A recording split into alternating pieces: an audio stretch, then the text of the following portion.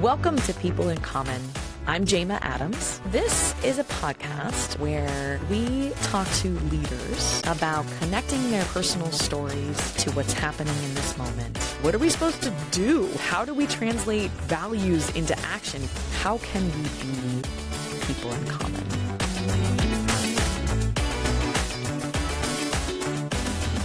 Welcome to People in Common. I'm Jama, and I'm so excited to have Tiana Epps-Johnson. She is founder of Center for Tech and Civic Life. Welcome, Tiana. Oh my gosh, I'm so happy to be here.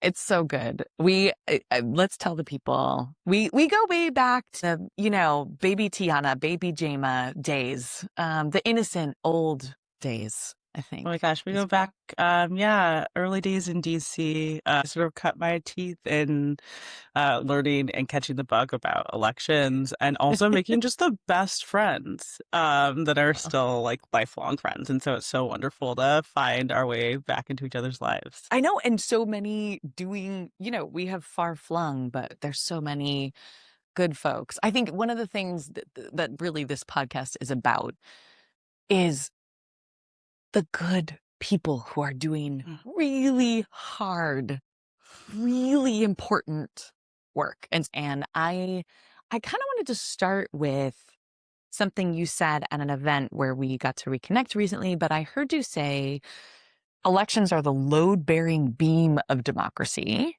and the civil rights issue of our time. And I plus one, believe you. I just wanted to start there because I'm grateful for what you've been up to. And I just want to understand what you mean by that and how what motivates you every day. Yeah. Oh my gosh, there are so many issues that drive me, that I care about, that my heart hurts about, and I want to do something about. But the one where I've just really found that I have some talent around problem solving and just a deep passion is around our elections. And I think a reason that it feels like such a resonant and purposeful space to work in, what I mean by load bearing is that voting is sort of the way that we've agreed in the United States through democracy to make decisions together about our communities, about the rules that we all abide by. It's the mechanism that we've chosen for choosing the folks that represent us, where we delegate sort of decision-making power to our elected officials so that they can make decisions that are reflective of our needs as community members, as citizens, and so that we can hold folks accountable when they are not doing those things. And whether you care about the environment or immigration, or you care about schools, or all of those things, voting is one those of things used to be different, actually. Right? It was so cute when we could be like, oh, this is my issue, quote unquote, right? Like, here's my box, and this is the thing that I care about. And then now it doesn't feel that siloed anymore. It feels so interconnected. And one of the core through lines is that a way that we affect change across any of those issues, one of the core mechanisms is through the ballot box. Whether it is places where we can directly make those decisions because of a proposition or a ballot initiative process, or places where we are electing folks at our local level or to represent us in Congress at the federal level. So it just feels like such an important foundational piece for us to get right, so that we can make sure that all of the other pieces that allow us to thrive as a country, as individuals and as families, are possible. And so that feels to me why it just feels like load bearing is that metaphor for me. Foundational, structural, like very infrastructure. How did you come to that metaphor? It's a very specific way to describe it.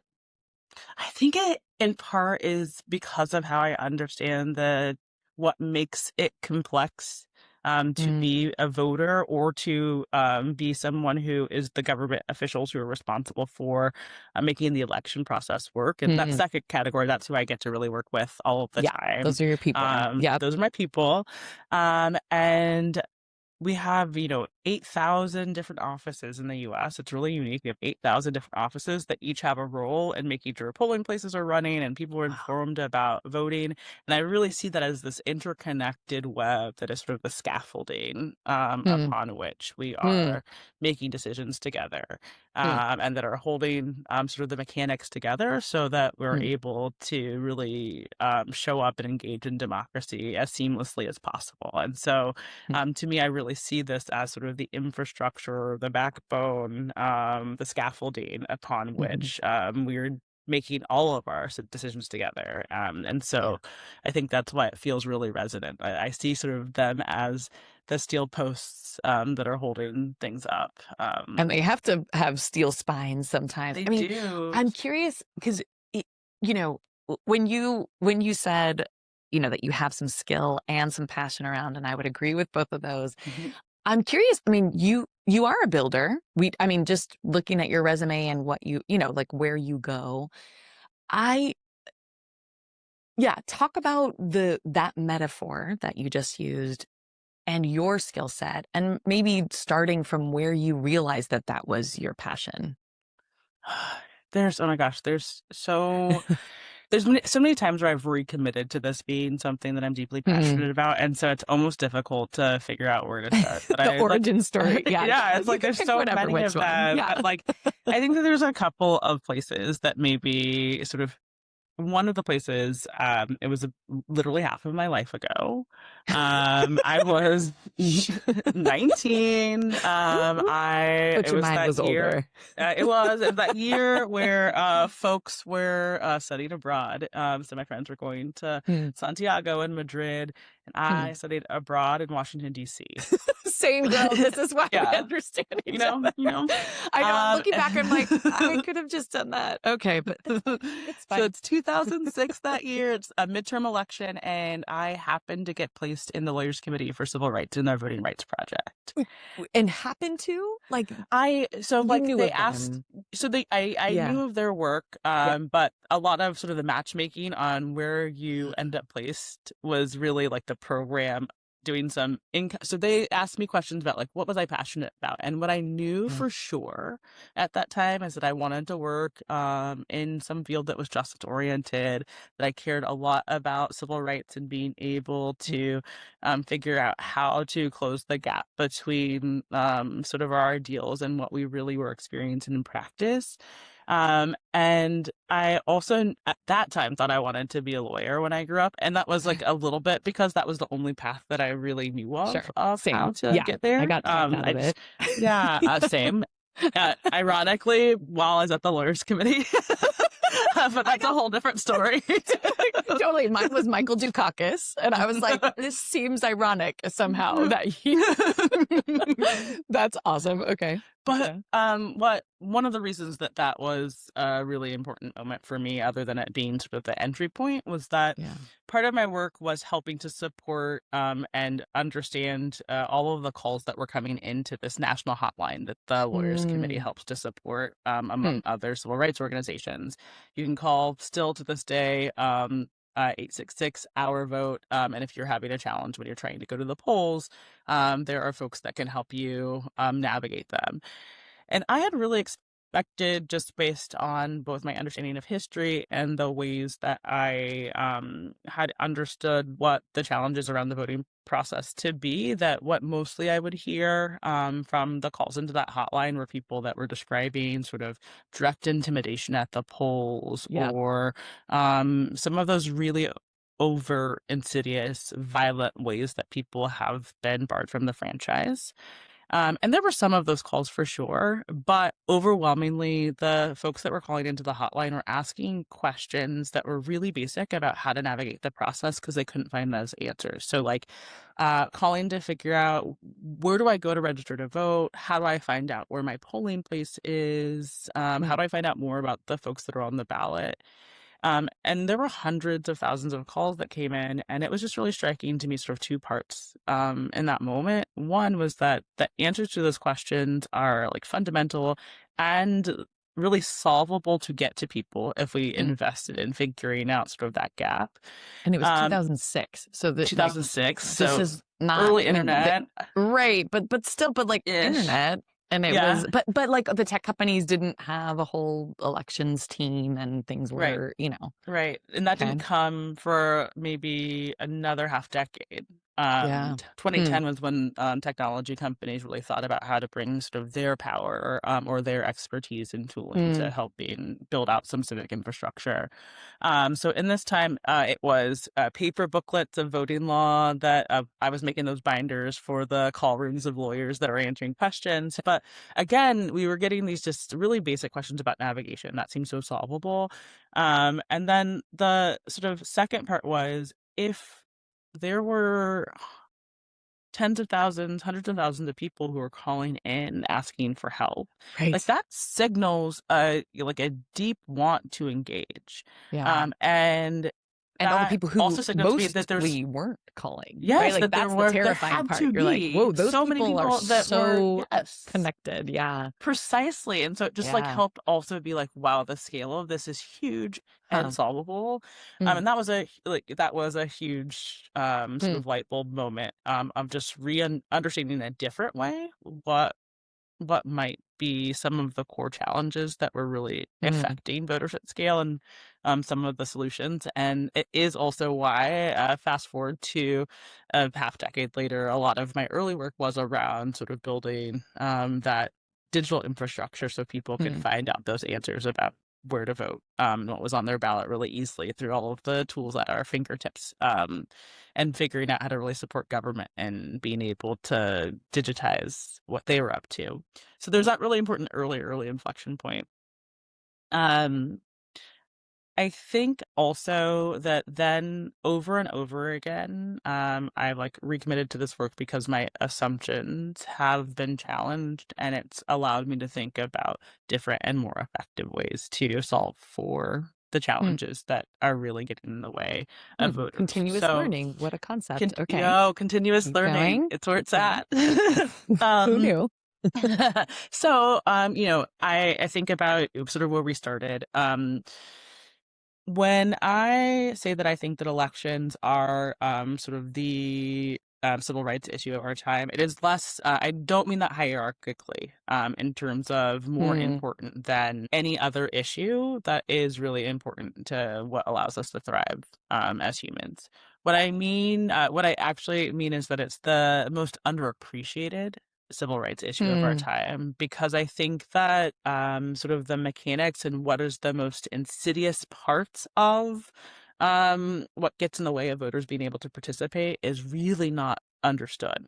mm, And that a lot of the tooling that has been traditionally brought to bear to try to expand voters' access or increase security has worked to a certain extent, but are not all of the right tools that we need in this moment. Um, and so so sort of that challenge, what do I mean by like underappreciated? One of the things that's like sort of smacked me in the face, with like new learning, new information, and just like this new vector of how we could be really impactful on behalf of voters was learning that in the US, we spend about the same amount to maintain parking facilities as we do investing in our critical election infrastructure. So we spend the same amount, MIT found, on parking facilities as we spend as a country on investing in the personnel and the facilities and the technology that we use to be able to run our entire democratic wow. process. Is what is do you know what percentage it is of government funds go to running elections? Historically, it has been a wholly funded set of work by government. It's Yeah. only been recently that there has Right. been some support by philanthropy. So Yeah. the expectation is that, and we think that it's right, that this is something that should be publicly funded. And how the system works in this moment, it's kind of really similar to education. Almost the 90% plus of the money that a county or a city or a town has to spend on elections comes from your local tax budget. Hmm. Um, And so if your community is really flush with resources, then your election department's proportion of sort of their budget is likely Mm. to be quite flush.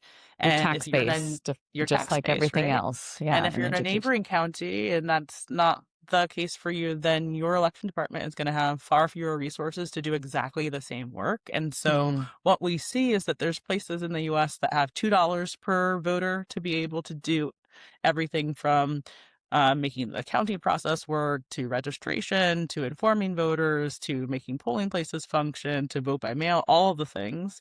Yeah. And other places that have maybe $60 per registered voter. And those Six disparities, zero. six Wow. zero, That's that the level of spectrum, 2 to disparity 60. is what Wow. we are seeing. And that's the part that I feel like is deeply underappreciated. That not only is there a resource Mm. challenge because of how little on the whole we're spending on making sure that election departments have what they need to run 21st century excellent elections. But also we're seeing that even among election departments, there's this great disparity, and that directly impacts a voter's experience. And Yeah. any issue, whether it's long lines or not having the information that you need to be able to get to the ballot box or be informed, all those questions that were coming in to the Lawyers Committee hotline, Mhm. all of those things can be traced back to or solved by proper resourcing of election departments. And Right. so a place that Good was that people with enough resources to go get it precisely. and get it done. And what is so like the huge gaps for some election organization, is that what led you directly to say, okay, so why aren't we getting other funding? It much like education, that was kind of the like that's kind of the so okay, so what do we do about that if we're going to solve that gap? So, for us at the Center for Tech and Civic Life, we are 11 years old, 11 in two Happy birthday. weeks. Ooh, happy Yeah. almost birthday. Wow. And our bread and butter has been working with sort of the thousands of local election officials across the country. 8,000 you said, right? Yeah, 8,000 You offices, probably and you 25,000 election departments or election officials, the folks that staff those departments. got it. 25,000 people in Yeah. 8,000. Wow. Okay. So really decentralized process Yeah. and structure. And we are our bread and butter has been making sure and understanding what is the challenges that those folks were having to run really excellent elections for their communities, and then Yeah. figuring out how do we support them with tools or training to be able to solve for those challenges. So an Yeah. example of that was following the 2016 election, when cybersecurity became one of the most highly concerning potential challenges to our voting process. At CTCL, we developed a set of training on cybersecurity basics, Mm. protecting election systems, around communication, and that training was eventually purchased by the federal government and made available to all election departments for them to freely have really high quality education, no materials to build those skills. So Mm. that has like always been really at the heart of what we've been up to. And then and we've understood through all of that that resourcing was really important. Yeah. But it hasn't always been providing additional support has not always been part of sort of our playbook of how to support election departments. Mm. What happened was 2020, a presidential election collided with a pandemic, and it required these thousands of offices to, in a matter of months, completely reorient how they were serving voters. And we saw Right. Not in the just like early the, months oh, let's get another machine or like, oh, could we, make it slightly better over here. But right. just Election a during a pandemic complete that nobody complete had reorientation. lived through. Yeah. Never, no. So so I like sometimes just have to really sit and remember what April 2020 looked like, because at this Ooh, point it feels so far away. But yeah. April 2020, we're seeing sort of the first stay at home orders. This is the primary season, and so some states are announcing that they're postponing primaries. Some folks are moving forward with them. One of the states that had a primary rate in the thick of that was Wisconsin. Um, Wisconsin's largest jurisdiction in their state is the city of Milwaukee. Hmm. And on that April election, Milwaukee was only able to open 5 of their 180 polling places to serve all of their residents. Five of How did they make 180. the decision to go? I mean, because like you said, they were one of the very few to go ahead with an early primary, a scheduled, Yeah, right? it was But really they, a state by state decision, wow, where, elected officials were on the fly trying to yeah, choose between stability, and moving ahead with the regular election calendar, or making pretty unprecedented shifts in election dates.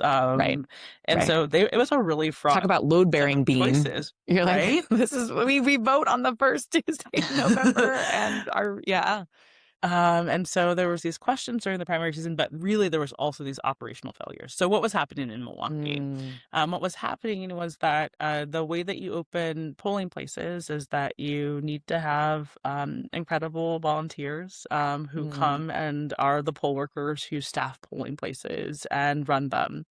yeah, And the vast majority of poll workers, at least historically, have been folks that are senior citizens. yeah. And so We we talked have to up to Carolina Lopez. So Yes. yes, so we Yes. did like a just a love fest Oh my, for poll she's the workers and best. election workers in general. But right, we all have that, the stereotype is true, right? Sweet, awesomely community involved, mostly older, Surveying mostly literally, women.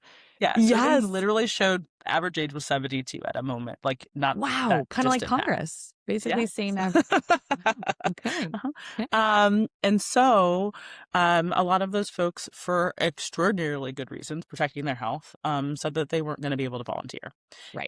And it was a massive logistical challenge to try to re-recruit folks in no time at Ah, all. And so what that's they had right. to make a decision was just to scale down.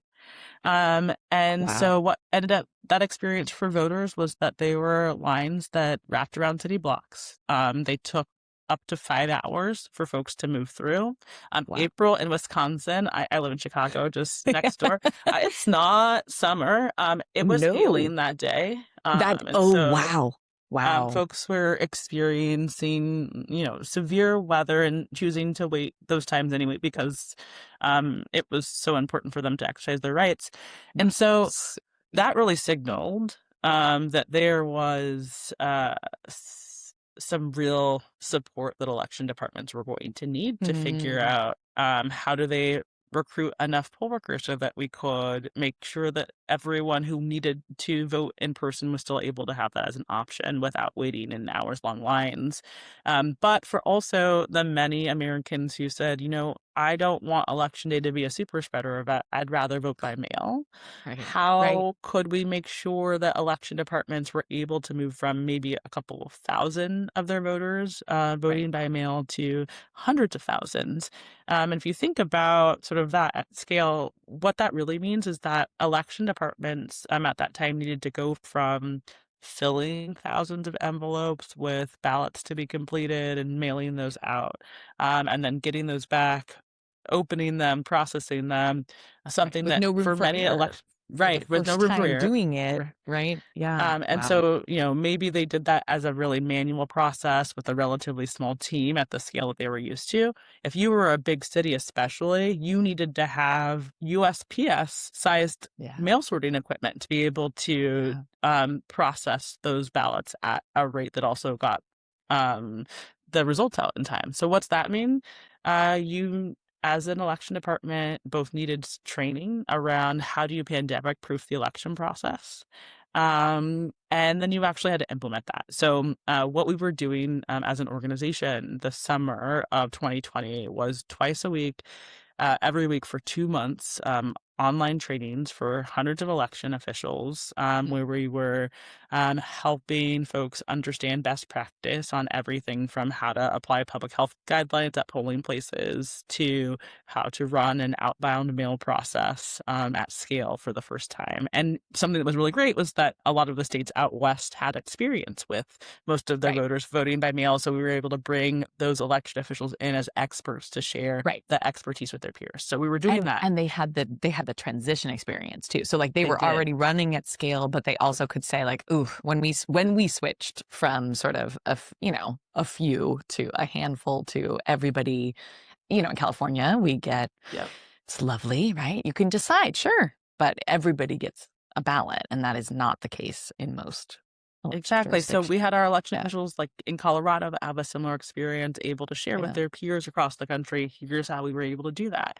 And that's your And best so practice. That's sort of always been your model is here's the training, always. here's the best practice. Like we're going to do all this research. We're going to, nobody else is kind of looking across the whole thing. That's the whole point. There's 8,000 individual offices doing different things.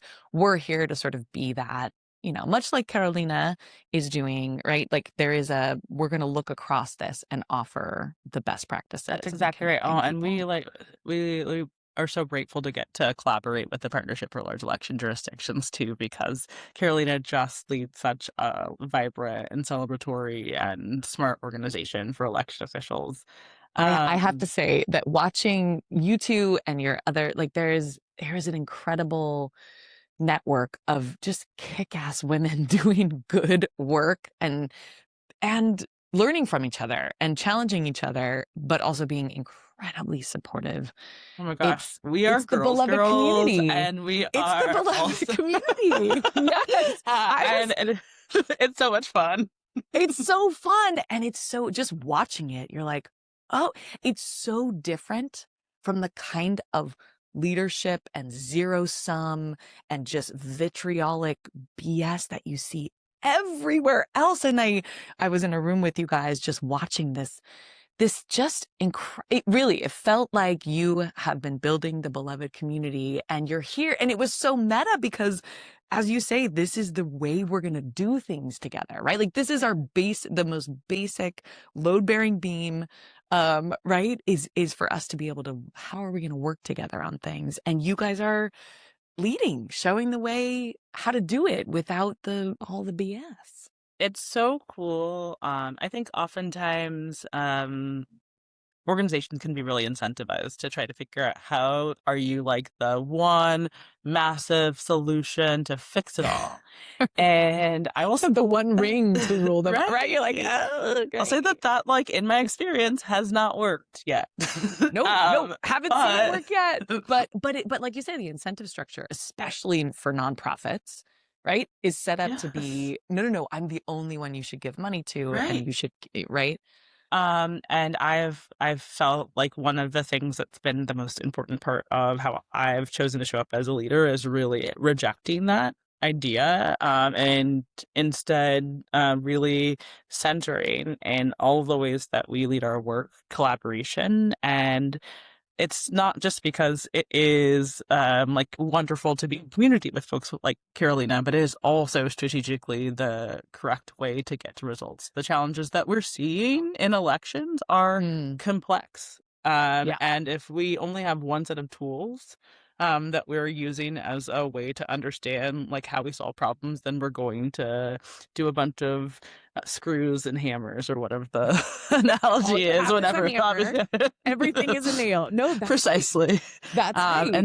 And so what we do instead is we have, partners who are the best of the best on building technology for election departments, working alongside the folks like Carolina who are the best of um, bringing together election officials, understanding their shared challenges and ambitions, and making sure that they have a network of support to live into those or solve for those challenges. We have Mm, folks who are brilliant designers who understand what are the ways that election materials need to be designed so that folks can understand what their choices are and can yeah. complete ballots in ways that are counted. We have folks who are policy geniuses who are thinking about how do we make sure that either from an administrative perspective or from a policy environment that folks are really thriving, and how do we have feedback loops from election officials who are really on the front lines of implementing voting policy at the table when those decisions are being made, not just folks who are legislators who are removed from that.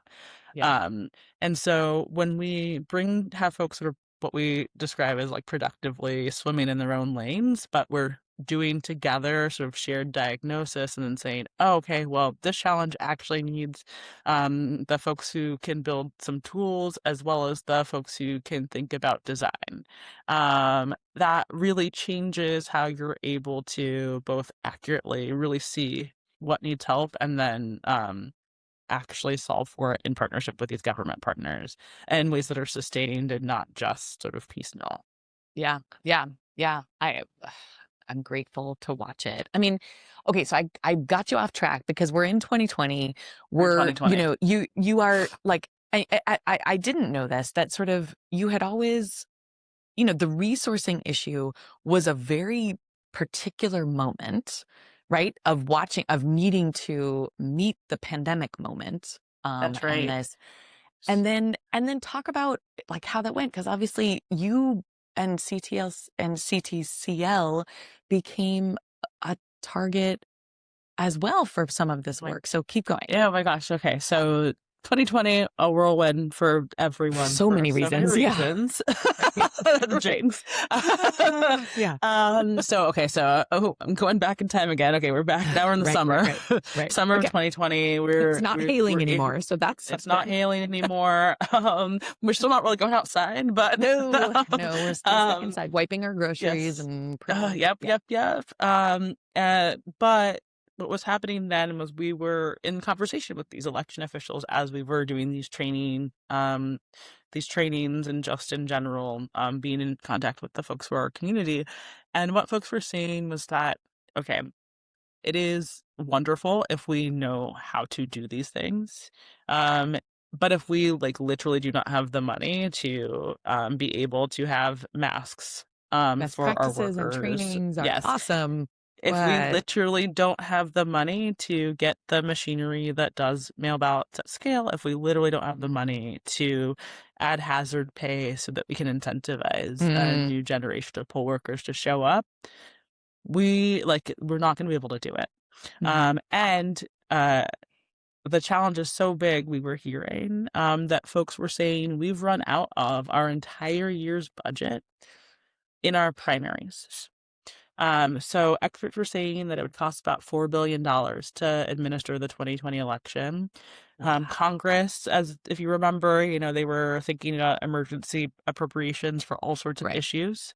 right, right. Um, Advocates really hoping that summer that Congress would step up and really meet the scale of the need, and the appropriation was 10% of what folks estimated we needed. So there was a $400 million appropriation from Congress. And going back to the city of Milwaukee, they described that their portion of the funds that they got only covered a portion of the cost of the postage for their mail ballots Right, for just their the stamps. April primary Right.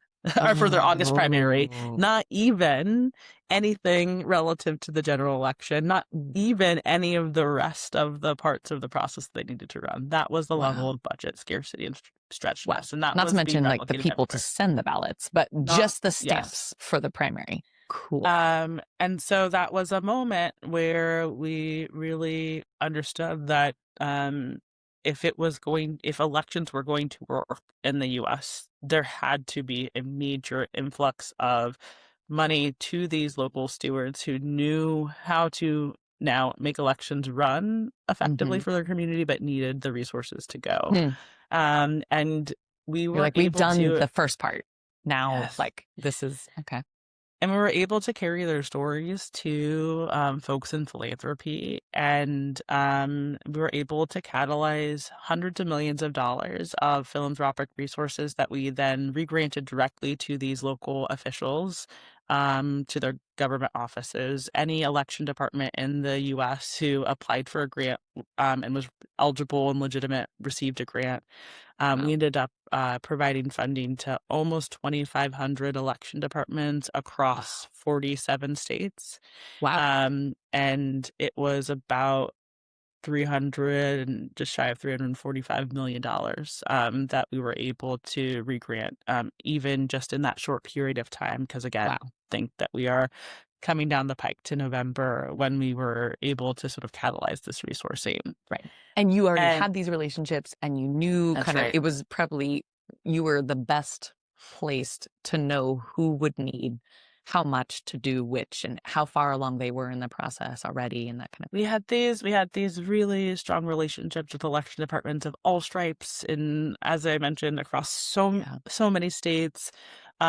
We've always sort of had tried and true nonpartisan programming that really appealed to election departments in Mm. places that were deeply red in the same ways that they appealed to places that were deeply blue. And so You we had were earned the really able, trust. we really had our track record showed that this was Mm. a place that election officials had historically come to for support, and that we were ready to stand shoulder to shoulder with them in this Were moment of there people crisis. That's amazing. Were there people like I'm sure have there been examples of people who didn't trust you? Like who, either refused or obviously 2,500 is not Yeah, 8,000. Not everybody. Hopefully some of those were people who didn't need the extra money, right? They were the right. $60 a voter counties or whatever. But yeah, but I'm sure there's example in this partisan environment, in this crazy polarized environment, I'm sure. So it was sort of this really beautiful, maybe 6 weeks, where, and then it all sort of it became more complex, I would say. What There do I you mean by go. that? There you go. Okay, so Because you're like, we're doing the thing. We're giving out we're the, doing the like, thing. So everybody's winning. okay, Like, this is, we yeah. this was a very ambitious program that we had Seriously, for never you to run take on before. overnight. Yeah. Right. That we came up with how to make possible at a scale that felt pretty tremendous very Yeah. quickly.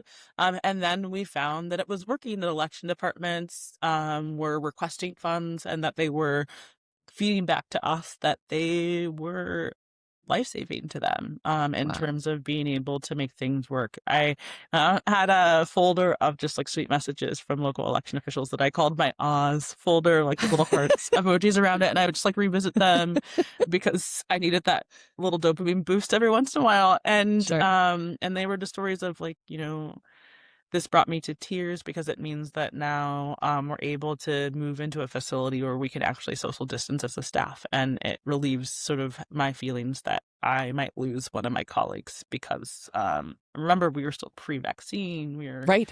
almost, Right. if you're not an essential worker, you're working from home, and these folks did not have that choice. And they're Right. working in, the basement of county courthouses, or where their offices are, or just the very small facilities. And so, Yeah. No you know, ventilation. no Not a lot of, ventilation, yeah. getting stories about folks who were describing, we were literally, our fingers were raw from paper cuts, because we were opening and handling so much paper, and we were able to finally get like letter openers. Blah. Like, these Oh were my some of the things. God. Um, Oh and my and so this is where we also then learned the depth of the texture of the funding crisis, because what we God. also asked folks as part of the process of being able to sort of meet this need was, if your budget was doubled overnight, what would you do with those Mm. resources? Ooh, fun Um, exercise, right? right? Because the And scarcity, like being in a scarcity mindset, and then all of a sudden being like, wait, what can we do? Like, one of the jurisdictions that we supported literally said that they would replace the wood burning stove that no. is the one source of heat for their election department. Another set of folks described getting broadband or actual internet access in their office rather than having to This is go two doors 2020. down. This is 2020. A jurisdiction in New England replaced hand cranked machines that were counting ballots, that were one of them was literally held together with duct tape. They replaced those as part of their Hand. modernization, as part of this grant funding. They literally made the decision to donate those to the Historical Society after that. So Yes, from like sounds right. directly and used to the Historical Society, like wrap your mind around that. So what we were seeking in this moment was like, okay, we were solving for helping election departments with this really acute need, but also we are hearing these stories that are just devastating failures of Yeah. our public funding system for election departments. And so that was just sort of gnawing in the brain. So, okay, 6 weeks, so many incredible notes from election departments who were really just seeing a transformation in how they were serving voters. Um, like local press across the country, where communities were just really excited about the fact that they saw on the horizon a voting process that was going to really work for them.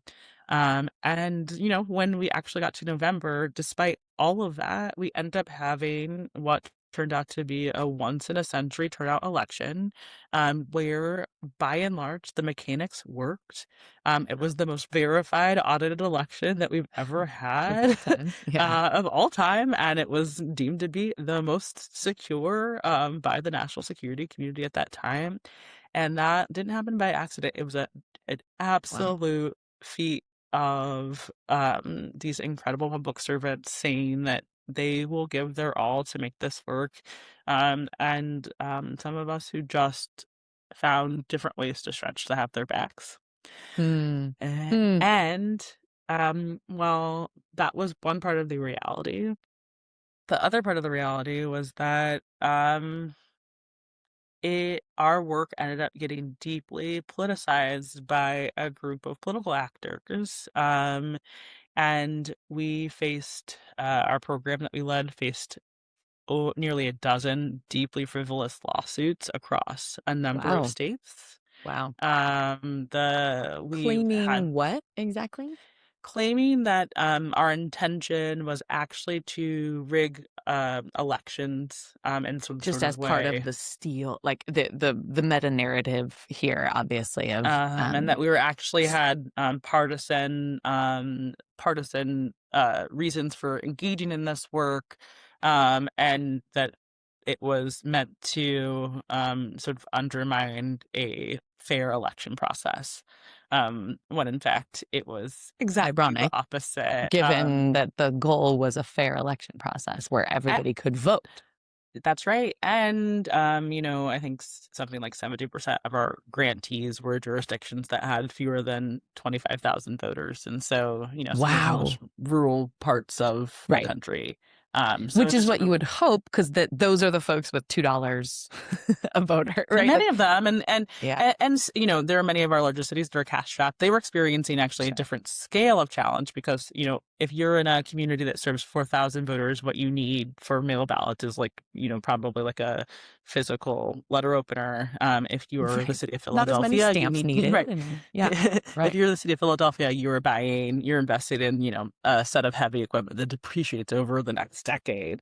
And right. so, all that to say, just wild narratives, so frivolous that we actually won the first sanctioned ruling in the country, against a set of lawyers that were one of the ones that brought just these really outlandish claims against the program. Just thrown out, Um, like, get out. This not doesn't not even only belong. not only were thrown out, but where that actual lawyer was faced sort of Sanctioned. Got it. punishment, yeah, Oh, because wow. of Personally, the for being like, you um, are not a lawyer. Like, this is so um BS and that, that is just like something that is very rare, huh. Yeah, I've and never like heard of that before. shows the level of absurdity.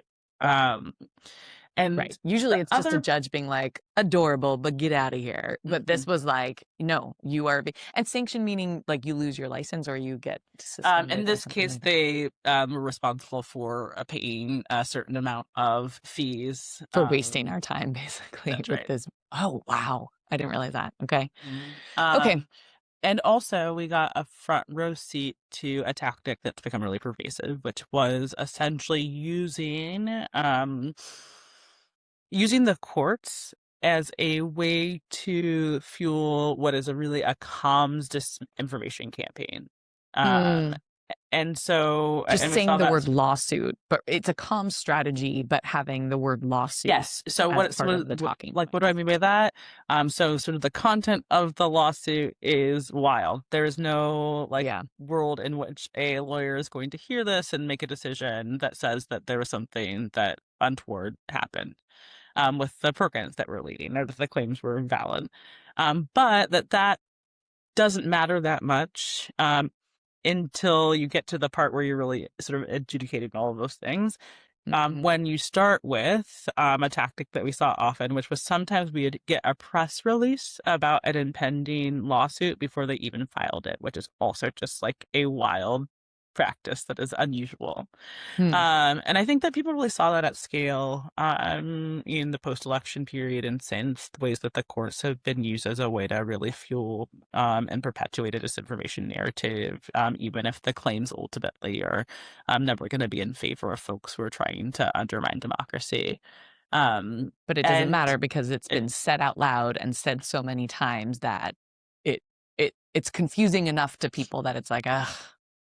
yes, and I think, it's just one of the many examples right now about the way that chaos is being used as a tool, I Yes. think. I want you to, Really, yeah, I would love for you to talk about historically and then leading up to this coming election in 2028 and sort of for the future.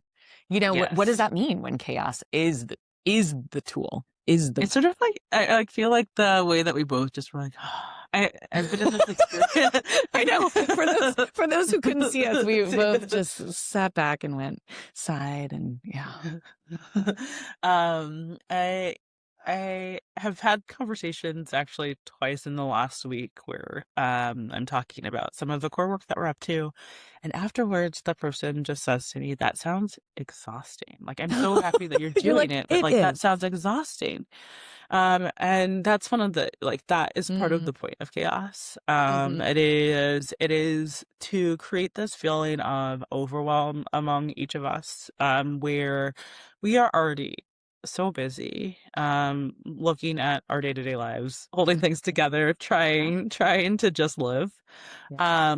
And when there is always deeply competing narratives about like what truth is, when it feels like there's just like these both sides isms to everything, when there's actual deliberate attempts to just create doubt about every Hmm. part of our election process, Hmm. that weighs on folks. And what you end up Yeah. feeling is one part exhausted, another, and that leads to this feeling of, I just want to look away. I just like don't even want to deal with this. Yeah. And so one of the impacts of chaos is folks just opting out. And the Mm, other impact of chaos is it really allows for the groundwork for disinformation to thrive. Um, mm. in a very, very long ago past life, I had one 18-month period where I wasn't working in elections, and I had chosen to.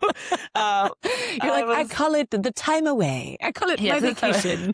it was my first year off out of college, and I was working at UCSF. I was doing policy work research in their med school, and the focus was about understanding the tobacco industry and their tactics.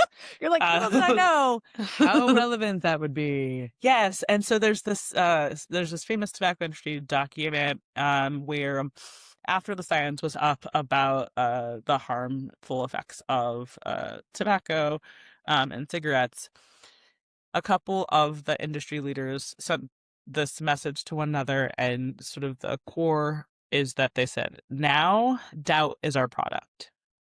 And what they Whoa. were saying was Wow. no longer is the core thing that we need to be marketing and selling cigarettes, although that's what we have to eventually be slinging and making money off of. But we need to create an environment where there's so much question mark about the Both sides, like science they say this, but they of say of the this. cancerous effects that it then makes folks just opt out of either side of it and continue with their habits, despite knowing that maybe it could be carcinogenic, despite the science being settled. The Wow. idea of now doubt is our product is the sort of core frame that helps me understand and sort of ground in this moment when it Wow. comes to the conversation around elections and democracy that's coming from anti-democratic actors. Yeah. And that doubt is the core part of the chaos. And it is, again, sort of that foundation where then you can make sticky false narratives, or you can lead folks to that just feeling of exhaustion and wanting to Yeah. opt out and look away because how do we know? What is the antidote to that? Like how, and then more generally, how do you go about, I mean, I think election officials are one thing because God bless them, right? They're in it, but for kind of the rest of us, how do you see this for what it is without going to overwhelm and exhaustion and, throwing up your hands? Like, how, so kind of what is your professional sort of diagnosis of the antidote? And then how do normal non-superhero election savers do it? Okay. My antidote has been really honing my judgment on who I listen to and whose opinions Hmm. matter, Mm-hmm. and which ones influence what decisions we make about how we're moving about executing on our mission that we Hmm. hold really sacred. Hmm. So, what do I mean by that? The voices that have both focused false narratives about our work, that have meant that at times it's felt unsafe to do the work that we're doing, that have tried to make it such that our work wasn't effectively resourced. Um, those folks stories that they tell about what we're doing, I describe as fan fiction. I recognize the characters, like I'm a character, an organization's a character, and then like all of the plot lines are like, All the okay, same. like those Yeah. are plot lines that have literally been made up. Yeah. And I understand sort of the mechanisms of that, and there's decisions that we have to make because that is a part of the environment. So one of those Huh. decisions we have to You be don't really get to smart. ignore it. Right. We don't get to You, ignore it. right. We have But to you think put it about in what its that means proper for the legal place. environment. We have to Yeah. think about, but what that doesn't tell me, and doesn't change our orientation to, is whether or not what we're doing is right, Yeah. and the work that we should be focused on. Because the folks that I am listening to, first and Hmm. foremost, are local election officials, who are saying that the support that we're offering them and the ways that we're showing up for them makes a difference. Yeah. And that not only does it make a difference to their sort of psyche and knowing that they're not alone in this really hard work, but it is making a Hmm. practical difference for how they're able to Hmm. do their jobs every day in service of voters. Hmm. And as long as we continue to have these really deeply trusted relationships with election officials who we are here to support, Hmm. and as long as we continue to deliver value from their perspective that is adding up to moving towards excellence in election administration across every jurisdiction in the U.S., then that is the feedback, that's the learning, that is the Hmm. part that says, okay, we are on the right track. And if those are the folks that are saying, actually, this isn't working for us, or we need a different way of support, or there's a new challenge, then that's what we listen to and we Hmm. figure out how to respond to. But not folks that have terrible intentions, who are not trafficking in the truth, and who are interested in making really hard the work of some of the bravest folks that I've ever had the honor to be able to work alongside. Hmm. Hmm. Uh, wow. And that's basically, I think, the same for all of us, right? I mean, I I think think it the is. part two, it's like, listen, figure out who you're going to let into your, um, yeah, who you're going to listen to and what those motivations might be, right? So like pay close attention. This is what we You teach know, our kids all the it time. I'm is. It's like, pay okay, close what are they attention, and trying? Yeah. it's kind of about, it's in part, I think it's maybe Adrienne Marie Brown or someone that I heard say, what you pay attention to grows, right? That's right. Um, and so what I try to pay attention to is the part that feels like what I want to give the most energy Mm, to. yeah. Um, and I think that that's the same sort of level of intention that we have to bring to our personal lives too, when there are so many things that I know that I want to make a difference on, and I also know that there's a finite amount of time that I have and attention, and Hmm. also that I have a certain set of skills, and that there's other folks that have skills that are better suited for certain problems. And so that's like, I think, one thing. I also think that I don't know, one of the most like draining, frustrating things for me is when I see something that I want to make a difference in and I like cannot figure out an entry point.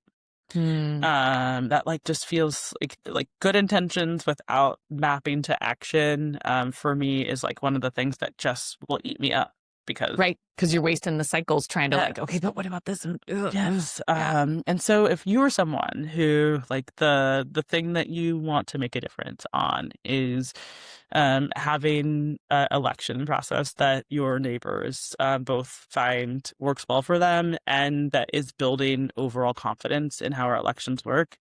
The number one piece of advice, the thing that I would like implore folks to do is volunteer to be a poll worker. Mm, Um, talk with your local election department. These are oftentimes actually paid volunteer hmm opportunities. You are going to spend a long, hard day at a polling place, helping maybe check in people or making sure that they get their ballots or making sure that those ballots go through a scanner, setting up, closing down at night. And in that process, not only do you literally get to directly make sure that a polling place works in your community. But there's been a lot of research, especially for 2020, about what are like, how do we understand confidence in our election system and what actually mm, builds and drives increased confidence.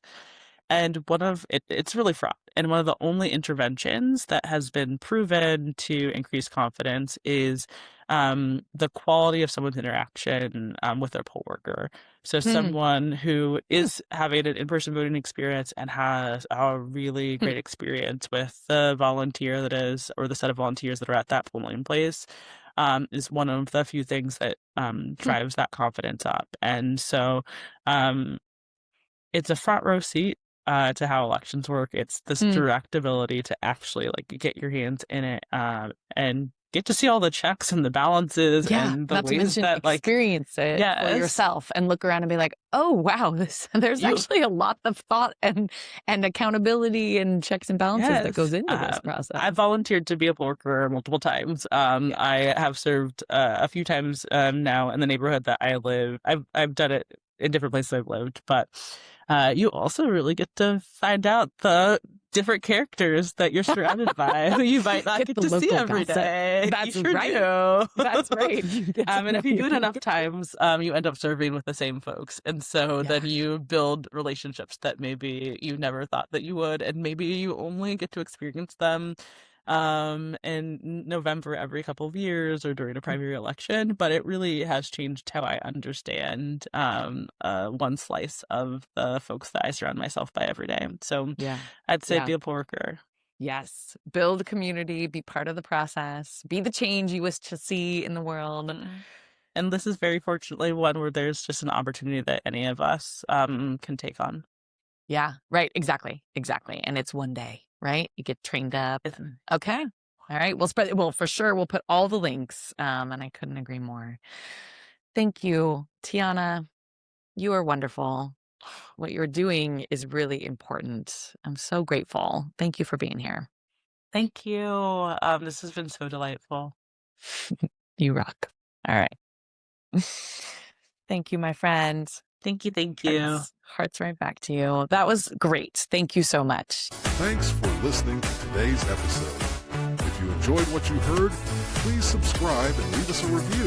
It really helps other listeners discover the show. You can find People in Common on all major podcast platforms, and we'd love to hear from you on social media. Until next time, take care.